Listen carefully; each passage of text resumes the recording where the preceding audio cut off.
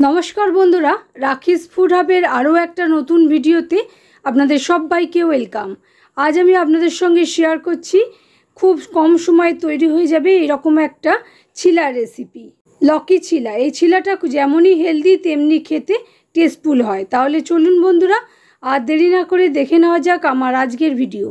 এর জন্য দেখুন প্রথমেই একটা গ্রাইন্ডিং জার নিয়ে নিয়েছি, তাতে 1.5 কাপ পরিমাণ আমরা রেগুলার যে চালের ভাত খাই সেই চাল আমি 6 ঘন্টা আগে ভিজিয়ে রেখেছিলাম, সেটাকে নিয়ে এবারে গ্রাইন্ডিং জারে দিয়ে দিচ্ছি। এটা একটুখানি অল্প অল্প জল দিয়ে একটা স্মুথ পেস্ট বানিয়ে নিয়েছি। দেখুন চাল আমার বাটা হয়ে গেছে, রানি কনসিস্টেন্সির ব্যাটারি বানিয়েছি।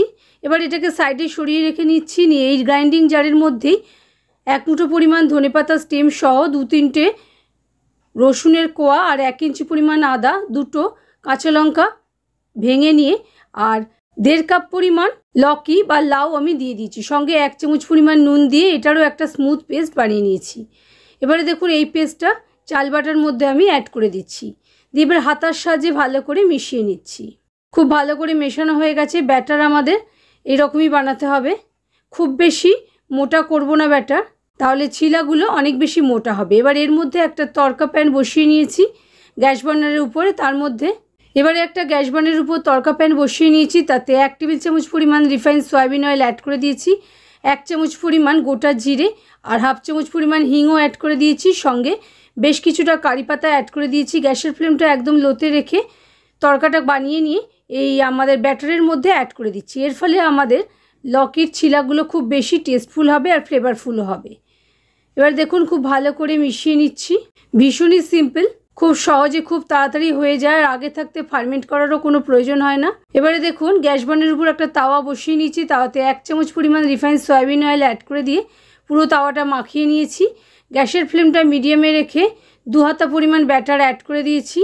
দিয়ে ব্যাটারটা হালকা হালকা করে ছড়িয়ে দিচ্ছি, খুব বেশি পাতলা করে ছড়ানোর দরকার নেই। এরকমভাবে হালকা করে ছড়িয়ে স্প্যাচুলা দিয়ে ধারগুলো একটু স্মুথ করে নিয়েছি। এবারে ওপর থেকে বেশ কিছুটা গাজর গ্রেট করা অ্যাড করে দিয়েছি, অল্প করে পেঁয়াজ কুচি ছড়িয়ে দিয়েছি, একটু ক্যাপসিকাম কুচিও অল্প করে ছড়িয়ে দিয়েছি, ধনেপাতা কুচি ছড়িয়ে দিলাম। আপনারা আপনাদের টেস্টের অ্যাকর্ডিং সবজি এখানে অ্যাড করতে পারেন।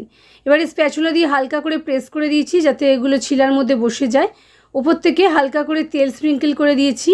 গ্যাসের ফ্লেমটা কিন্তু এখন লোতে রেখেছি। 1 পিঠ ভালো করে শুকনো হওয়ার পর ভাজা হওয়ার পর আমি উল্টে নিয়েছি। দেখুন কত সুন্দর ছিলাগুলো উঠে এসছে আর কত সুন্দর দেখতেও হয়েছে। একইভাবে বাকি ছিলাগুলো আমি তৈরি করে নিয়েছি। আমি আরও একটা ভেজে আপনাদের দেখিয়ে দিচ্ছি। তাওয়ার মধ্যে আবারও 1 চামচ পরিমাণ তেল ছড়িয়ে দিয়ে 2 হাতা পরিমাণ ব্যাটার আমি অ্যাড করে দিচ্ছি আর আলতো হাতে একটু ছড়িয়ে নিচ্ছি। মধ্যে মধ্যে ফুটো হয়ে গেলেও কোনো সমস্যা নেই, আবার একটু ব্যাটার দিয়ে দিলেই ফুটোটা ফিল হয়ে যাবে। এবারে আবারও গাজর কুচি, পেঁয়াজ কুচি, ক্যাপসিকাম কুচি, ধনেপাতা কুচি সব ছড়িয়ে দিচ্ছি। ছড়িয়ে দিয়ে হালকা করে স্প্যাচুলা দিয়ে প্রেস করে দিচ্ছি আর হালকা করে ওপর থেকে তেলও স্প্রিঙ্কেল করে দিচ্ছি। 1 পিঠ ভালো করে ভাজা হওয়ার পর উল্টে নিচ্ছি। যখন দেখবেন এরকম উঠে চলে আসছে তখনই বুঝবেন যেটা ভালো মতন 1 পিঠ ভাজা হয়ে গেছে। তখন আলতো হাতে এটাকে উল্টে নেবেন। অল্প করে তেলও দিয়ে দিলাম। একইভাবে অপর দিকটাও আমি ভালো করে ভেজে নিচ্ছি। এইরকমভাবে সকালে ব্রেকফাস্টের জন্য আপনারা ইজিলি বানিয়ে নিতে পারেন। এইভাবে আমি সবগুলোই বানিয়ে নিয়েছি। আশা করি বন্ধুরা আমার আজকের রেসিপি আপনাদের ভালো লেগেছে। যদি ভালো লাগে প্লিজ লাইক শেয়ার কমেন্ট করতে ভুলবেন না এবং আপনজন ও প্রিয়জনদের সঙ্গে ভিডিওটা প্রচুর শেয়ার করবেন। আর চ্যানেলে যদি নতুন বন্ধু হয়ে থাকেন তাহলে চ্যানেলটা অবশ্যই সাবস্ক্রাইব করে নিতে ভুলবেন না। ভিডিওটা আপনারা যদি ফেসবুক পেজ থেকে দেখে থাকেন তাহলে পেজটাকে ফলো করে নেওয়ার অনুরোধ রইল। ভালো থাকবেন, সুস্থ থাকবেন। আবারও আসছি নতুন রেসিপি নিয়ে নতুন কোনো ভিডিও।